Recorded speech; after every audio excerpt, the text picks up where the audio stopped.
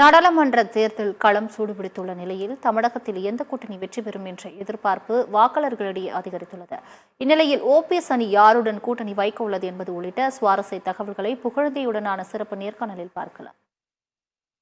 எந்த சின்னத்துல நாடாளுமன்ற தேர்தலில் போட்டியிட போறீங்க? அதே போல நீதிமன்றமானது தடை விதிச்சிருக்கு அதிமுகவினுடைய கொடி சின்னங்களை பயன்படுத்துவதற்கு. அடுத்த கட்ட நடவடிக்கையா மாயா அப்படி கேட்டுக்கிட்டே போயிட்டு இருக்கீங்க. நான் சொன்னதை நீங்க வாங்கல. அதாவது எக்ஸ்டெண்ட் பண்ணல, ஸ்டே தடை நீடிப்பு இல்லை, கண்டிஷன் ஏற்கனவே கொடுத்த ஆர்டரை ஃபாலோ பண்ணுறாங்களா பாருங்கன்னு சொல்லியிருக்காங்க. ஆகவே எந்த கோர்ட்டும் இப்பைக்கு உத்தரவாக போட்டு சொல்லலை என்பதை நீங்கள் மனதிலே கொள்ள வேண்டும். ஆகவே எங்களை பார்த்து கேட்காதீங்க. இன்னைக்கு திராவிட முன்னேற்ற கழகத்திட்ட பழனிசாமி நல்லா இருக்காரு. அவர் வேணா, அவருக்கு சின்னம் பிரச்சனை இல்லை. சப்போஸ் சின்னத்தை முடக்கிட்டாங்கன்னு வச்சுக்கோங்க, அவர் உதயசூரியனில் போய் நிற்கலாம்.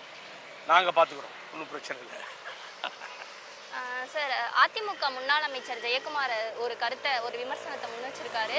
என்னன்னா, ஓ பன்னீர்செல்வமும் அவரது ஆதரவாளர்களும் விரைவில் பாஜகவில் இணைந்து விடுவார்கள். அதுக்கு நீங்க என்ன பதில் கூற விரும்புறீங்க? உங்களுக்கு ஒரு சிந்து அபிவிருத்தி கழகம்னு உனக்கு தெரியுமா? அபிவிருத்தி இயக்கம் சிந்து அபிவிருத்தி கழகம் இருக்கு.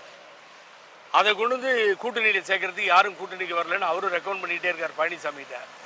இன்னும் அந்த அக்ரிமெண்ட் ஆகலை. அவர் சிந்து அபிவிருத்தி இயக்கத்தை கொண்டு வந்து அதிமுகவில் சேர்த்தாருன்னா அப்புறம் பிஜேபி பற்றி நம்ம பேசிக்கலாம். அதுதான் இன்னைக்கு நாட்டில் பெரிய இயக்கம், சிந்து அபிவிருத்தி இயக்கம் தான். அது ஜெயக்குமார் தெரிஞ்சுக்கிட்டோம். இன்னொரு லூஸு மாதிரி அந்த ஆளை என்ன சொல்கிறதுனே தெரியலைங்க. பைத்தியம் மாதிரி உடனே நான் வெயிலில் பேட்டி கொடுக்கான்னு சொல்லியிருக்கேன். அதையும் கேட்க மாட்டேங்கிறார். என்னன்னா, வாரிசு அரசியலுங்கிறது அவர் சொல்கிறாரு. எவ்வளோ பெரிய ஆராய்ச்சி பாருங்கள். யாமறிந்த மொழிகளிலே தமிழ் மொழி போல் இனிதாவது எங்கும் காணோம் நாம் பாரதி. ஒவ்வொருத்தர் கண்டுபிடிச்சாங்க. இவர் கண்டுபிடிச்சிருக்கிறது என்னன்னா, ஜெயக்குமார் வாரிசு அரசியல் பையன் நிற்கிறது இல்லை, அப்பாவை தொடர்ந்து பையன் எலெக்ஷனில் நிற்கிறது இல்லையா, தலைமை பொறுப்புக்கு வர்றது தான் வாரிசு அரசியல். நான் கேட்குறேன், ராயபுரம் தொகுதி அது என்ன வட சென்னையா நாடாளுமன்றம்? வட சென்னை நாடாளுமன்றத்தில் தொண்டர்களே கிடையாது ஜெயக்குமாருக்கு. என் பையன் தான் நிற்கணுமா? ஏன் இன்னொருத்தர் ஒரு மீனவ நண்பரை கூப்பிட்டு வந்து, ஐயா நீ நில்லுப்பா எலெக்ஷனில் அப்படின்னு ஒரு ஆப்பர்ச்சுனிட்டி கொடுங்களேன். அம்மா கொடுத்தாங்க உங்கள் பையனுக்கு கரெக்டு, ஏன் நீங்கள் இன்னொரு ஆளை செலக்ட் பண்ணுங்களேன். அதுதான் வாரிசு அரசியல் இல்லை. ஒரு பொதுவான ஒரு தொண்டனை நிறுத்தணும். இந்த பழனிசாமி அடிக்கிறார் பாருங்க, எப்போ பார் சாதாரண தொண்டன் கூட பெரிய பதவிக்கு வரலாம். இங்கே இருக்க ஓபிஎஸ்ஸே ஒத்து போக மாட்டேன்றாரு. எந்த தொண்டனை கூட்டு இவர் மேலே உட்கார வச்சிருவாரு? இல்லை, ஏமாத்துற வேலைங்க. இவன் ஆகட்டும், இவன் முடிஞ்சோடனே பையாகட்டும், பையனுக்கு பையாகட்டும், நீ திமுகவை சொல்கிற, நீ அதே லைனில் தானே இருக்க. வாரிசு அது இல்லையா, இது வாரிசான். பையனுக்கு நிறுத்தினா வாரிசு இல்லையா, அவன் பையன் இல்லையா? அது இப்படிதான் ஏமாத்துறது. அதிமுகவுக்கு நேர் எதிராக இருக்கக்கூடிய கட்சி திமுக. இந்த நிலையில கடந்த வாரம் நடைபெற்ற சட்டசபை கூட்டத்துல எதிர்கட்சி தலைவருடைய அந்த இருக்கை மாற்றம் தொடர்பா எடப்பாடி பழனிசாமி ஒரு கோரிக்கையை முன்வைக்கிறாரு. அந்த கோரிக்கையை சபாநாயகர் பரிசீலிக்கணும் அப்படின்னு முதல்வர் வேண்டுகோள் விடுக்கிறாரு. இறுதியில அந்த இருக்கை மாற்றத்திற்கான எடப்பாடி பழனிசாமியின் கோரிக்கையும் நிறைவேற்றப்படுது. இதை நீங்க எப்படி பாக்குறீங்க? எனக்கு ஒரே மகிழ்ச்சி. அன்னைக்கே ஒரு ஸ்டேட்மெண்ட் கொடுத்தேன், சத்தியத்திலையும் வந்துருச்சு. பி டீம் யாருன்னு தெரிஞ்சு போச்சுன்னு சொன்னேன். ஏன்னா எங்களை தான் பி டீம்னு சொல்லிட்டு இருந்தாங்க திமுகவுக்கு. அன்னைக்கு திடீர்னு இந்த நேரமில்லா நேரம் 0 ஹவரில் இடிச்சு முதலமைச்சர் ஒரு வேண்டுகோள் வைக்கிறேன்றாரு. யார்கிட்ட? சபாநாயகர்கிட்ட. என்ன வேண்டுகோள் அப்படின்னு கேட்டிங்கன்னா, அந்த இருக்கை சம்பந்தமாக 4 தடவை கேட்டார் பழனிசாமி அப்படின்னா. அது வரைக்கும் சபாநாயகர் அனைவரும் போற்றக்கூடிய சபாநாயகராக நியாயமாக இருந்த சபாநாயகர் எப்போ என்ன சொல்லிட்டு இருந்தார்? சட்டத்தில் இல்லாத ஒன்றை, ஒரு துணை கட்சி எதிர்த்தலைவர் பதவி என்பது சட்டத்தில் இல்லை, ஏன் உயிர் எடுக்கிறீங்க? என்ன மசோதா டைம்ல நீங்க ஒரு முதலமைச்சராக இருந்திருக்கீங்க, இப்போ எதிர்கட்சி தலைவராக இருக்கீங்க, சபையை நடத்த விட மாட்டேங்கிறீங்க. இது நியாயமா நீங்க பண்றது? அப்படி இல்லைங்க, அப்படிலாம் கொடுக்க முடியாது, நீங்க என்ன கத்துக்கத்தினாலும் நடக்காதுங்க அப்படிலாம் பேசின சபாநாயகர் உட்காருங்கன்னு அதட்டினாரு. அதெல்லாம் நடக்கவே நடக்காதுன்னு பல முறை சொன்ன சபாநாயகர் அவருக்கு ஒரு வேண்டுகோள் கீழே இருந்து மேலே போகுது, பரிசீலிக்க வேண்டும். உடனே அது பரிசீலிக்க வேண்டும் இல்ல உத்தரவு. முதலமைச்சர் மீறி அவர் என்ன பண்ணுவார்? சபாநாயகர் பாவம் உடனே பரிசீலிக்கிறார். பின்னே தள்ளப்படுகிறார். யாரு? ஓபிஎஸ் அண்ணன். உதயகுமார் முன்னாடி வந்துட்டாரு. எனக்கு 2 தான் முக்கியமான. அம்மாவனுடைய பிறந்த நாளில் நம்ம சத்தியம் தொலைக்காட்சி சார்பாக 2 கேள்விதான். ஒன்று, எதிர்கட்சி துணைத் தலைவர் என்கின்ற பதவி சட்டத்தில் இல்லை, மரபு. அது நீங்கள் கட்சியில் எது வேணாலும் தேர்ந்தெடுத்துக்கோங்க, அதை இங்கே கொண்டு வர முடியாதுன்னு சொன்னீங்களே, அதுக்கு உயிர் கொடுத்து முதலமைச்சர் கேட்டதால உதயகுமார் உட்கார வச்சிருக்கீங்களா? இல்லை உங்கள் அதிகாரத்தை பயன்படுத்தி இருக்கை எப்படி வேண்டாமானாலும் மாற்றிக்கொள்ளலாம், அது எனக்கு சேர்ந்தது என்று சொன்னீர்களே, அந்த அதிகாரத்தை பயன்படுத்தி செய்திருக்கிறீர்களா? ரெண்டாவதுல நீங்க பண்ணீங்கன்னா ஓபிஎஸ் விட அவர் எந்த விதத்தில் உயர்ந்தவர்? 3 முறை முதலமைச்சராக இருந்தவர், 10 முறை பட்ஜெட்டை சமர்ப்பித்தவர், உங்களால் பாராட்டப்பட்டவர் அண்ணன் ஓபிஎஸ் என்று. அப்ப எப்படி கூட்டு ஒரு ஜூனியர் சப் ஜூனியர் கூட்டு உள்ள உட்கார வைக்கிறீங்க? ஸோ இப்படிப்பட்ட கேள்விகள்லாம் எழும். என்ன தெரியுது உங்களுக்கு தெரியுமா? 2 பேரும் நல்லா இருக்காங்க. திருடனும் போலீஸ்காரனும் 2 பேரும் கையை பிடிச்சி ஒன்னா போன கதை தான், வேற ஒன்றும் கிடையாது. ஆகவே இந்த நாட்டினுடைய முதலமைச்சர் ஆசீர்வாதம் இருக்கு. அது காரணம் பாரதிய ஜனதா கட்சியிலிருந்து விடுபட்டதா இவர் சொல்லிட்டு இருக்காரு முதலமைச்சர். அவருடைய கணக்கு தப்பாயிடும். அவங்க அப்பா தான் எழுதுவார், அவன் போட்ட கணக்கு உண்டு இவன் போட்ட கணக்கு உண்டு, இரண்டும் பிழையானது அப்படின்னு சொல்லி கலைஞர். அது மாதிரி கிடையாது. 2 பேரும் பி டீம். பழனிசாமின்றது தெரிஞ்சிருச்சு. கொடநாடு கொலை, கொள்ளை வழக்குகள், கொள்ளை ஊழல் வழக்குகள் எதுலேயும் இந்த கவர்மெண்ட் ஆக்ஷன் எடுக்காது. ஆகவே யார் பி டீம் என்பதை நிலைநிறுத்திய சபாநாயகருக்கும் முதலமைச்சருக்கும் எனது பணிவான நன்றி. இதேதான் பாஜகவினரும் இந்த கருத்தை தான் முன் வச்சு வராங்க. திமுகவும் அதிமுகவும் கூட்டு அப்படின்ற ஒரு கருத்தை முன் வச்சு வராங்க. திமுக என்ன கருத்தை முன்வைக்கிறாங்கன்னா பாஜகவினுடைய பி டீம் தான் அதிமுகன்ற கருத்தை முன்வைக்கிறாங்க. இந்த நிலையில உண்மையாவே அதிமுக யாரோட நெருக்கமா இருப்பதா நீங்க நினைக்கிறீங்க? அதிமுக நீங்க சொல்றது தப்பு. அதிமுக நீங்க எங்களை தான் சொல்லணும், அண்ணன் ஓபிஎஸ் தான் சொல்லணும். எடப்பாடி பழனிசாமி டீம், அதாவது 2 ஃபேக்ஷன், ஒரு அணி எடப்பாடி பழனிசாமி அணின்னு தான் நீங்க சொல்லுமே தவிர எந்த காலத்திலையும் நீங்க அதிமுக அவருக்கு சம்பந்தம் இல்லாத ஒண்ணு.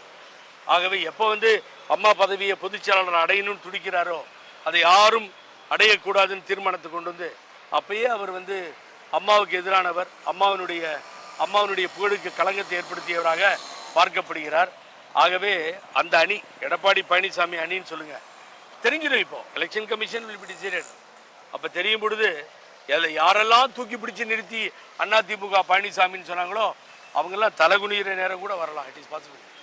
சார், அந்த கூவத்தூர் ரெசார்ட் குறித்து முன்னாள் அதிமுக நிர்வாகி ஏவி ராஜு ஒரு பரபரப்பான குற்றச்சாட்டை முன் வச்சிருக்காரு. அந்த 2017 காலகட்டத்தில் அதிகார மையத்தில் இருந்த சசிகலாவோட நீங்க ஒன்றிணைந்து பயணிச்சிருக்கீங்க. உண்மையிலேயே அங்க என்னதான் நடந்தது? நாங்க இருந்தங்க. நல்ல கேள்வி கேட்டீங்கம்மா, முடியுமா? அருமையான கேள்வி. நான் முழுவதுமாக அங்கே தான் இருந்த 2 நாளா. அந்த காரிடரில் அவங்களோட நடந்து வருவேன். திரும்பி வெளியில கெலடா பண்ணணும்னு 100 பேர் நின்றுட்டு இருந்தாங்க. என் வண்டியை முன்னாடி விட்டு பின்னாடி வாங்கம்மான்னு நான் தான் கூட்டு போறேன். அதெல்லாம் அங்கே தான் நடந்தது. சுத்தமான பொய். அங்கே ஏன்னு கேட்டிங்கன்னா அவங்களும் அங்கேயே சேவ் பண்ணியிருந்தாங்க. அங்கே தினகரன், இந்த டாக்டர் வெங்கடேஷ், இப்படி ஒரு பட்டாளமே அங்கே தான் இருந்துச்சு. பாதுகாத்து ஆட்சி போய்டும்னு எல்லாத்தையும் உள்ளே வச்சுருந்தோம். அதில் 2 பேர் ஓடிட்டான். உங்களுக்கு தெரியும்னு நினைக்கிறேன். அவன் பணம் வாங்கிட்டு ஓடினானா பணம் வாங்காமல் ஓடினானா எனக்கு தெரியாது. அங்கேருந்து வாக்கிங் போகிறேன்னு நைஸாக எஸ்கேப் போயிட்டானுங்க 2 பேர். அந்த கதையெல்லாம் நடந்தது. ஆகவே வெளியில் கேட்டில் போலீஸ் செக்யூரிட்டி இல்லை. ஆனால் வெளியில் ஏகப்பட்ட ஆளுகளை இறக்கி செக்யூரிட்டியாக போட்டு பாதுகாத்தோம். ஆகவே அங்கே நடிகை வந்தாங்க போனாங்கன்னு தவறான செய்தி. அதில் இன்னொரு பிரச்சனை, அந்த ஏவி ராஜுக்கும் வெங்கடாச்சலன்ற மாவட்ட செயலருக்கும் சண்டை. முதல் நாள் கரெக்டாக இருந்த ஒரு ஸ்டேட்மெண்ட், நீக்கினது தப்பு எடப்பாடி, எக்ஸ்பிளனேஷன் கேட்காம எக்ஸ்பல்ஷன் கொடுத்தாருன்றது கரெக்டு. ஆனால் அடுத்த நாள் திரிஷா வந்தாங்க, அது வந்தாங்கன்றதெல்லாம் மிக தேவையில்லாத கருத்து. அதை சொல்வதற்காக நான் கண்டனம் தெரிவிக்கிறேன். அவனும் திரிஷாவை பார்த்து இல்லைங்க, சினிமாவில் பார்த்துருந்தா தான் எப்பயாவது, நமக்கு அது சம்மந்தம் இல்லை. ஆனாலும் கர்நாடகாவில் சினிமா திரையிடப்படாமல் போன நேரத்தில் அதற்காக குடியரசுத் தலைவரிடம் மனு கொடுத்து அந்த நேரத்தில் அதை எடுத்து சொன்னதுக்காக என்னுடைய வீடு தாக்கப்பட்டது, சூறையாடப்பட்டது. ஒய்ஃபு அடி சிலிண்டர், சின்ன சிலிண்டர் எரிஞ்சிட்டான், இந்த பையனை தூக்கிட்டு ஓட்டாங்க. இப்படிப்பட்ட காலகட்டத்தில் அம்மா ஃபோன் பண்ணி கிருஷ்ணாவை லெஃப்ட் அண்ட் ரைட் வாங்கிட்டாங்க. எஸ்எம் கிருஷ்ணாவே சிஎம். பலத்த பாதுகாப்பு கொடுக்கப்பட்டது என்னுடைய வீட்டுக்கெல்லாம். அப்புறம் தான் தமிழ் சினிமா திரையிடப்பட்டது. அதில் சித்ரா லட்சுமணன் அன்றைக்கி செயலாளர் இருந்த தென்னிந்திய சினிமா சங்கத்துக்கு நன்றி தெரிவித்து எனக்கு லெட்டர் எழுதியிருக்கார் அவர். இப்படிலாம் தான் இந்த சினிமா உலகத்தோடு நம்ம ஒருங்கிணைந்து போகிறோம். இந்த சினிமாவில் பிறந்து வளர்ந்தவர் தான் புரட்சித் தலைவர் எம்ஜிஆரும் அம்மாவும். எவ்வளோ பேரை சொல்லலாம் இல்லை, கேப்டன் விஜயகாந்த்னு சொல்லலாம், பத்மஸ்ரீ கமலஹாசனை சொல்லலாம், ரஜினிகாந்த்னு சொல்லலாம். இப்போ தான் எனக்கு ஒரு ஞாபகம் வந்தது சொல்லும்போது. ரஜினிகாந்த் ஒரு நேரத்தில் சொன்னார், இன்னைக்கு அம்மா செலமுனடின்னு சொல்கிறாரு, என்னன்னா ஒரு வெற்றிடம் ஏற்பட்டுச்சுன்னார் அம்மா இறந்த பின்னாடி. நானும் என் அண்ணன் நாஞ்சில் சம்பத்தும் அதை ஏற்றுக்கொள்ளவில்லை. எப்படி சொல்கிறீங்க வெற்றிடம்னு சொல்லி மிக வேகமாக உணர்ச்சி வசப்பட்டு அவரை நாங்கள் பேசியது உண்டு. நான் அவர் சொன்னது தான் உண்மை. இதயபூர்வமாக சொல்லணும்னா மனசாட்சிக்கு இது இல்லாமல் ஒரு கட்டுக்கோப்பாக இராணுவ கட்டுப்பாட்டில் வைத்திருந்த இயக்கம் எப்படி சிதறணுது பார்த்தீங்களா? அதனால தான் அவர் சொல்லியிருக்கார் வெற்றிடமாயிடுச்சுன்னு சொல்லி. ஆகவே அந்த அம்மா பிறந்த நாளில் அவரது கட்டுக்கோப்பெல்லாம் போயிடுச்சு. ஆகவே அப்படிப்பட்ட சினிமாவை நாம் பார்த்தோம், மதித்தோம். அங்கேயும் நம்பர் 1 புரட்சி தலைவர் எம்ஜிஆர், இங்கேயும் நம்பர் 1 தமிழகத்தில் முதலமைச்சர். கடைசி வரையும் வெற்றியே கண்டார், தோல்வியை பரிசுகளாக எதிரிகளுக்கு கொடுத்தார். அம்மாவும் அப்படியே அங்கேயும் நம்பர் 1 இங்கேயும் நம்பர் 1. ஆகவே சினிமாவில் நடிக்கிறதால அவங்கள தப்பாக பேசுறதுங்கிறது ஒரு அயோக்கியத்தனமான வேலை.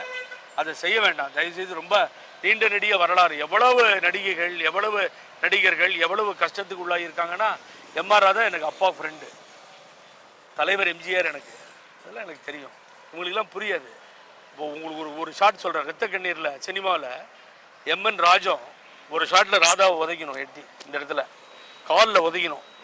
அந்த அம்மா என்ன சொல்லுது, ஷெட்டில் அண்ணன் தான் கூப்பிடுவாங்க எல்லாரும் எம்ஆர் ராதாவை. எம்ஜிஆரை சுட்டிருந்தா கூட அவர் தப்புது, பட் ஆனால் கூப்பிடுவாங்க. அப்போது உள்ளே வந்தால் ஷூட்டிங் வந்த உடனே நான் உதைக்க மாட்டேன் அண்ணனை காலில் அப்படின்னு சொல்கிறாங்க எம்என் ராஜா. அப்போ அவர் சொல்கிறார், ராதா சொல்கிறார், பணம் வாங்கிட்டு இல்லை, நம்ம வேலை செய்கிறோம்ல, அவன் காலில் உதன்னு சொன்னாலும் உதைக்கணும், முகத்தில் உதன்னு சொன்னாலும் உதைக்கணும், அப்போ தான் நேச்சுரலாக இருக்கும்னாரு. இப்படி தான் இந்த சினிமா வளர்க்கப்பட்டது. ஆகவே இப்படிலாம் வளர்ந்து இருக்க சினிமாவை திரிஷாவை சொல்கிறது, அவங்கள சொல்கிறது தப்பு. இன்னொரு பெரிய கொடுமை என்னென்னா, உங்களுக்கு தெரியும் தோப்பு வெங்கடாச்சலன் முன்னாள் அமைச்சர், இவங்களை தப்பாக எடுத்துட்டாங்க. அந்த வெங்கடாச்சலம் மாநகர மாவட்ட கழக செயலாளர் எடப்பாடி அணியில் இருக்க வெங்கடாச்சலம், அவர் சொத்துலாம் இவ்வளோ கொள்ளடிச்சாருன்னா ஹெவிராஜ் ஸ்டார்ட் பண்ணார். இது தோப்பு வெங்கடாச்சலம் பேர் தேவையில்லாமல் வந்து அது வேறு நடுவில் போயிட்டு இருந்தது. அப்புறம் அவர் கூட்டு சொன்ன பின்னாடி அவங்க தப்பாக போட்டோம் சார், சாரி அப்படின்னு சொல்லி அதை எடுத்துட்டாங்க. ஆகவே இது தேவையில்லாத சர்ச்சை. ஆகவே இதை பெரிதுபடுத்த வேண்டாம் என்பது, ஏன்னா யார் மனமோ புண்படுவதற்கு நாம் காரணமாகி விடக்கூடாது. ஊடகங்கள் அதில் உற்று நோக்கி கவனமாக இருக்க வேண்டும் என்பது எனக்கு வேண்டுகோள். கட்சி சார்ந்த, அரசியல் சார்ந்த உங்களுடைய பல்வேறு கருத்துக்களை பகிர்ந்து கொண்டதற்காக நன்றி சார். மிக்க நன்றி. புரட்சி தலைவி அம்மா புகழ் நீடு வாழ்க. அண்ணன் ஓபிஎஸ் தலைமையில் நாளைய தினம் சரித்திரம் படைப்போம் என்று புரட்சி தலைவி அம்மா பிறந்த நாளில் அவரது திருவுருவ சிலைக்கு முன்னால் அந்த சபதத்தை ஏற்கிறேன். உங்களுக்கும் சத்தியம் டிவிக்கும் நன்றி. பல உண்மைகளை கொண்டு வந்திருக்கிறது சத்தியம் டிவி, எனக்கு தெரியும்.